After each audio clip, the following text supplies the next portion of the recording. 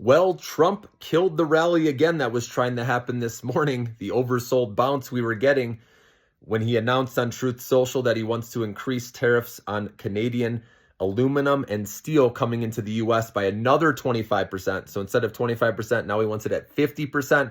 So that took all stocks down. Tech stocks are starting to come back though, because this is what I talked about before. With more of the focus now on Canada, obviously we don't get our semiconductors from there. We get it from Taiwan Semiconductor, right? And then also other parts from China. Those tariffs don't seem as bad when compared to Canada. So I can see these stocks getting a lift, especially going into NVIDIA's GTC 2025 conference next week. Don't forget about that. But this week's going to be choppy because there's a ton of data, okay, to get through. We know the CPI report is on Wednesday. PPI on Thursday. Okay, I don't think inflation's going to really show up yet because these tariffs are just starting to get implemented. So maybe that can give a little reprieve to the market, even though, again, the market's forward-looking, and that's what people are scared of is what's to come. You know, the unemployment claims on Thursday too, right, because of government job losses. So a lot to get through, but I think next week there's a catalyst with that NVIDIA GTC conference, okay?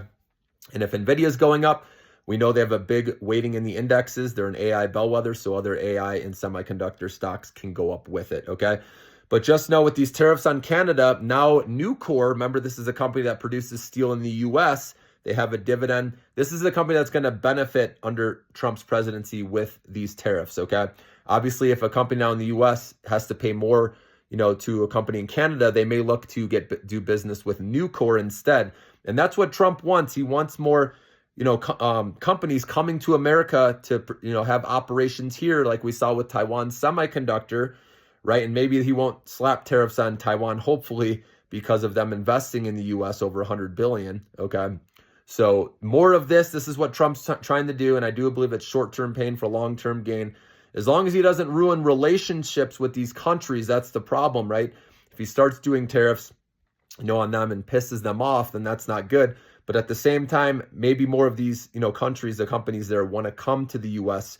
and have operations here so they can avoid all that, right?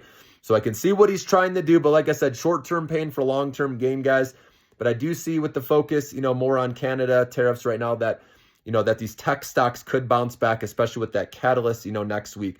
But so long-term, we know 5+ years, guys, we're looking beyond Trump's presidency. These are big themes. We know there's a lot of spending going on in the U.S. with the AI infrastructure. We talked about Taiwan Semiconductor. We know about Stargate with Oracle, right? With Apple spending as well, big on the U.S., right? And then building out operations or AI infrastructure with data centers, all that.